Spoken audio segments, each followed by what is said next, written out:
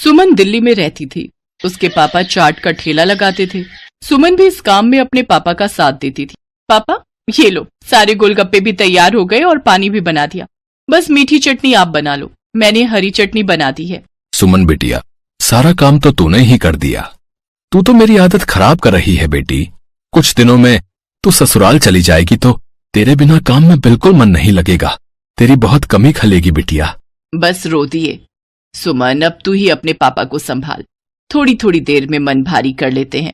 पापा, मैं आपको छोड़कर कहीं नहीं जाऊंगी। मुझे ये शादी नहीं करनी। मैं भी आपके और माँ के बिना नहीं रह पाऊंगी। पापा। नहीं बिटिया, ऐसे नहीं कहते। बेटियों को अपने ससुराल जाना ही होता है। केशव बहुत अच्छा लड़का है, तो ससुराल में बहुत खुश रहेगी। सुमन की शादी सूरत में तय हो गई थी। 1 महीने बाद सुमन की शादी थी, इसीलिए सुमन अपने माता पिता से दूर दूसरे शहर जाते थोड़ा उदास थी। सुमन बड़ी थी और एक छोटा भाई था जो अभी पढ़ रहा था। धीरे धीरे 1 महीना बीत गया और सुमन की शादी का दिन आ गया। सुमन के माता पिता उसे राजी खुशी डोली में विदा करते हैं। शादी के बाद सुमन दिल्ली से सूरत अपनी ससुराल आ जाती है। सुमन का पति केशव एक गैराज में गाड़ियों की मरम्मत करता था। सुमन समझदार थी, उसने आते ही पूरे घर को संभाल लिया। बस बहू, मैं और रोटी नहीं लूंगी, केशव को दे दे। बस एक ही रोटी देना, पेट में बिल्कुल भी जगह नहीं है। इतना स्वादिष्ट खाना बनाया है बहू कि मैं एक रोटी भूख से बढ़कर खा गई। कहा माँ जी, 2 निवाले की 1 रोटी होती है मेरी छोटी छोटी। अब मैं आ गई हूँ ना, तो रोजाना आपको ऐसे ही गरम गरम मेरे हाथ का बना भोजन खाना होगा। कोई बहाना नहीं चलेगा। हमारे तो भाग्य खुल गए बहू, जो तुम हमारे घर में बहू बनकर आई। जीती रहो।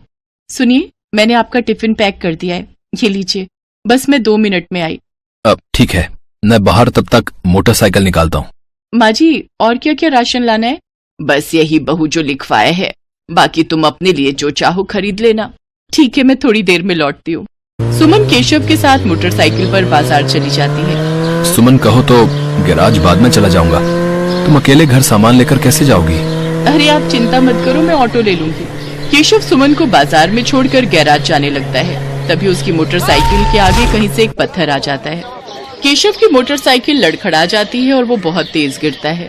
केशव को काफी चोट आ जाती है। सुमन कुछ ही दूरी पर थी। हे ईश्वर, ये क्या हो गया? भाई साहब, थोड़ी मदद कीजिए। चिंता मत करो बहन जी, सब ठीक हो जाएगा। कुछ लोग सुमन की मदद करते हैं और केशव को बराबर के अस्पताल में ले जाते हैं। डॉक्टर केशव का इलाज करता है। कुछ देर बाद केशव को आराम मिलता है। ज्यादा गंभीर चोटें तो नहीं थी, पर केशव के पैर की हड्डी टूट गई थी। 2 दिन बाद केशव को छुट्टी मिलती है। माँ, मैं ठीक हूँ, बस पैर की हड्डी में ही तो फ्रैक्चर है। कुछ महीनों में मैं ठीक हो जाऊंगा, चिंता मत करो। अरे माँ हो ना बेटा, तू नहीं जानता, जरा सी खरोच भी बच्चे को आ जाए तो माँ का कलेजा निकल जाता है। और फिर तेरे तो इतनी चोट आ गई है। अब तो कुछ दिन के लिए गैराज भी नहीं जा सकता। जाना भी नहीं है, डॉक्टर ने अभी 6 महीने रेस्ट के लिए बोला है। आप चिंता मत करो, पैसों की कोई तंगी नहीं आएगी। मैं कोई काम शुरू कर देती हूँ ताकि घर में थोड़े पैसे आते रहें। तभी सुमन के माता पिता भी दिल्ली से आ जाते हैं। सुमन ने उन्हें फोन पर केशव के एक्सीडेंट की बात बताई थी, जिसे सुनकर वो रह नहीं सके। अब दामाद जी, काम की कोई चिंता मत करो। सुमन ने मेरे से चाट बनाना बहुत अच्छे से सीखा हुआ है। सुमन बिटिया, तू यहाँ सूरत में दिल्ली वाले गोलगप्पे शुरू कर, वो तो बहुत अच्छे बनाती है। कुछ दिन मैं यहाँ रुक जाता हूँ, जब काम सेट हो जाएगा तब मैं वापस चला जाऊंगा। हाँ पापा, ये ठीक रहेगा। दिल्ली वाले गोलगप्पे यहाँ बहुत अच्छे चलेंगे। हमारे इधर आसपास किसी ने भी दिल्ली वाले गोलगप्पे का काम नहीं शुरू किया हुआ। केशव बेटा, आप सारी चिंता छोड़ दो। पापा और मैं कुछ दिन अब यहीं रहेंगे। शुक्रिया माँ, शुक्रिया पापा, आपने मुझे बहुत हिम्मत दी है। ऐसी बहू और ऐसे समधी सचमुच बहुत नसीब वालों को मिलते हैं। सुमन की सास की आंखों में आंसू आ जाते हैं। केशव को भी अपने सास ससुर के आने के बाद बहुत हिम्मत मिल गई थी। सुमन अपने पापा के साथ सूरत में गोलगप्पे का ठेला शुरू करती है, जिसके ऊपर लिखा था दिल्ली वाले गोलगप्पे। गोलगप्पे के दीवाने तो बहुत लोग हैं और सूरत में तो पानीपुरी के सभी दीवाने हैं। ये देखकर सुमन और उसके पापा ने गोलगप्पे का स्टॉल लगा दिया। उनके बने गोलगप्पे बहुत पसंद किए जाने लगे। सुमन बिटिया, मुझे पता है अब तुम काम अकेले संभाल लोगी। अब हमें चलना चाहिए।